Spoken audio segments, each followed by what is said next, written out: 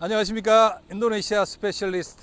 오늘은 여행지나 골프장 이런 데가 아닌 테크노파크, 인도네시아의 핵심 기술을 관장하고 정리하고 그러는 곳에 와봤습니다. 아주 놀랐습니다. 여기선 자원부터 농업, 그리고 신재생 에너지, 그리고 심지어는 자원에 이르기까지, 그리고 지금 저를 찍어주는 이분은 뉴클리어 핵 발전 담당관입니다. 야, 이런 한 30만 평이 넘어요. 그래서 우리나라 골프장 18번 홀이 들어가는 그런 곳에 테크노파크가 있습니다. 대통령 직할 소속 부서입니다. 그래서 인도네시아의 신기술, 그리고 인도네시아에서 발전해야 되는 새로운 분야 전부 여기서 총괄하고 있습니다. 우리나라도 이런 부서가 있는지 잘 모르겠습니다. 뭐 굳이 비교한다면 카이스트가 생각이 나는데, 카이스트는 교육기관이죠. 여기는 교육기관이 아닙니다. 발전을 해서 결정을 해서 결과물을 내야 되는 그런 곳입니다. 자, 오늘은 인도네시아의 테크노파크를 관장하는 정부 기관에서 우리 에너지 부분 하나하고, 그리고 충전, 스마트 메터 이런 부분만 한번 살짝 좀 보겠습니다. 자, 들어가 보시죠. 국가혁신위원회 BRIN 브리는 본사는 시내 중심가에 있습니다. 하지만 테크노파크 기술 부분은 스르뽕 남부 땅그랑 지역에 있습니다. 그전에는 BPPT라고 불렸으며 지금은 다시 리셋 앤드 레노바시 그래서 국가혁신위원회로 재개편해서 각 기관별로 지금 여러 가지 그 기관들이 남부 땅그랑 지역에 위치하고 있습니다. 인도네시아 스페셜리스트, 오늘은 인도네시아에서도 가장 중요하게 생각하는 소각 발전소에 대해서 한번 말씀드려 보겠습니다. 인도네시아의 발전소는 전부 PLT로 합니다.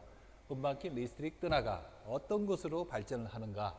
여기가 쌈바는 쓰레기란 뜻이죠. 그래서 폐기물로 하는 것을 소각 발전이라고 합니다. 그래서 PD 그러면은 디젤, PLT U 그러면은 증기로 하는 그런 발전소죠. 자, 인도네시아도 이제 환경의 지배를 받습니다. 전 세계적인 약속이니까. 그리고 환경의 지배와 함께 신재생 에너지를 구사해야 됩니다.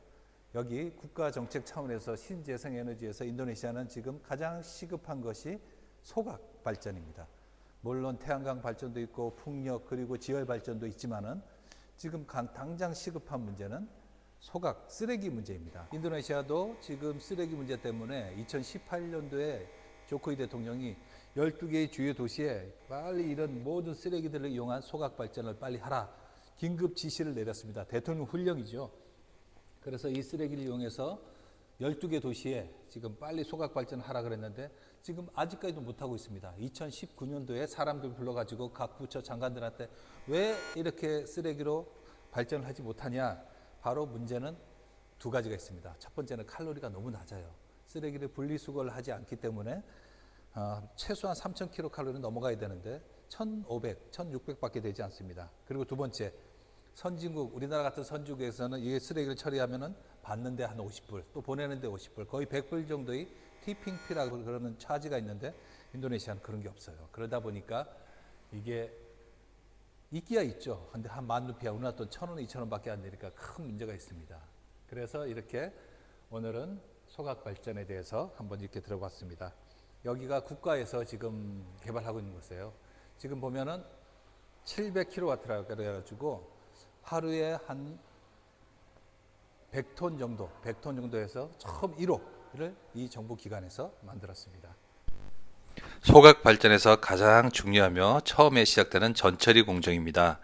여기서는 분리수거를 하지 않기 때문에 음식물 쓰레기, 젖은 폐기물들이 한꺼번에 몰려들기 때문에 여기서 흙이나 금속 그리고 세라믹 이런 것들을 다 분리해서 정부 보조금이 없기 때문에 아주 어려운 상황이지만 이 전처리를 많이 해야 되고 지금 전처리에 많은 에너지가 투자되고 있습니다.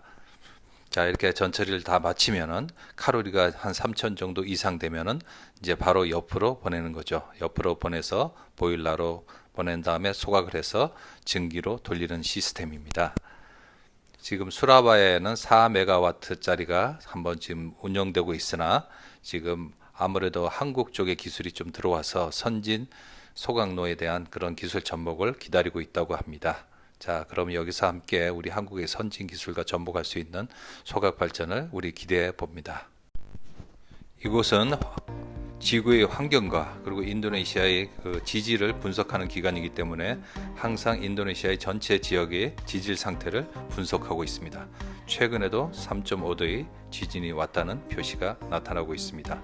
인도네시아는 불호의 고리에 위치하고 있어서 1년에 5.0 이상만 한 1000군데 정도 이렇게 발생하고 있다고 합니다. 제가 수마트라 쪽에 살 때도 너무나 잦은 지진으로 인해서 실제로 8.4 정도 되는 것을 거의 5분 가까이 견뎌낸 적도 있습니다.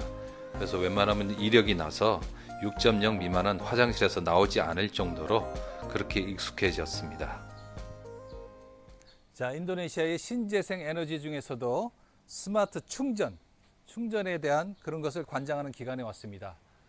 패스트 차징. 아직 인도네시아는 패스트 차징이라 그래도 3시간을 넘어가고 있죠. 이제 한국의 기술이 적용되면 20분 내에 차징이 가능합니다.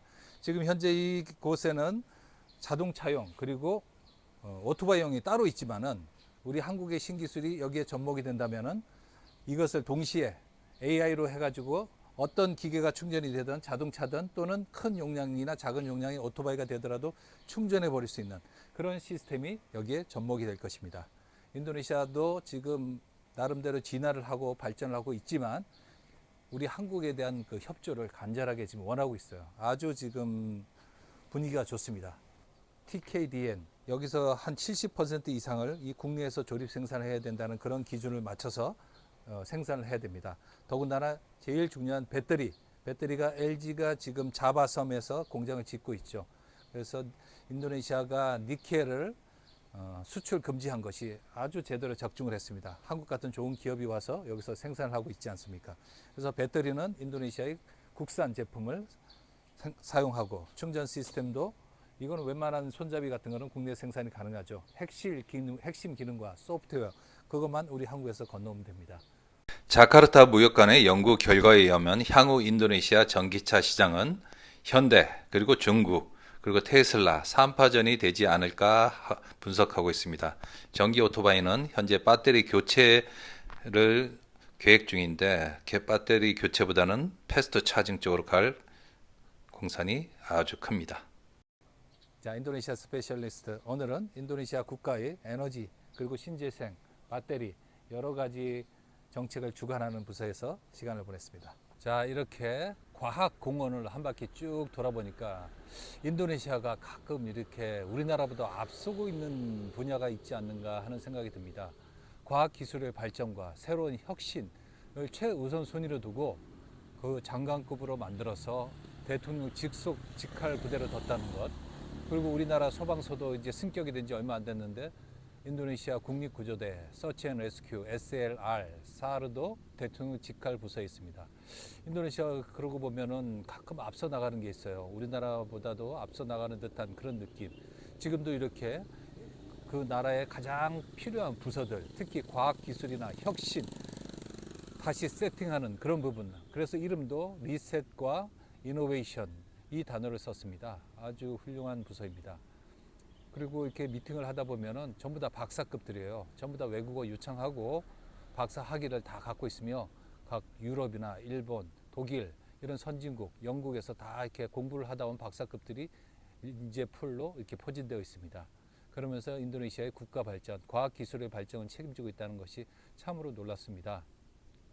저도 최근에 우리 정부 일에 합류하게 돼서 정말 기쁜 마음으로 이 사람들과 같이 일을 추진하고 있는데 이렇게 코로나로 어려울 때 또 대한민국 정부에서 저에게 도움을 주고 그래서 인도네시아 스페셜리스트 이다바고스는 항상 우리나라에 도움이 되는 그런 일을 우선적으로 하려고 합니다. 우리나라에 도움이 되고 그 프로젝트가 잘 되면 저 또한 도움이 되지 않겠습니까? 그래서 우선순위는 우리나라에 먼저 두고 있습니다. 그 부분은 좀 이해를 해 주셔야 될 것 같습니다.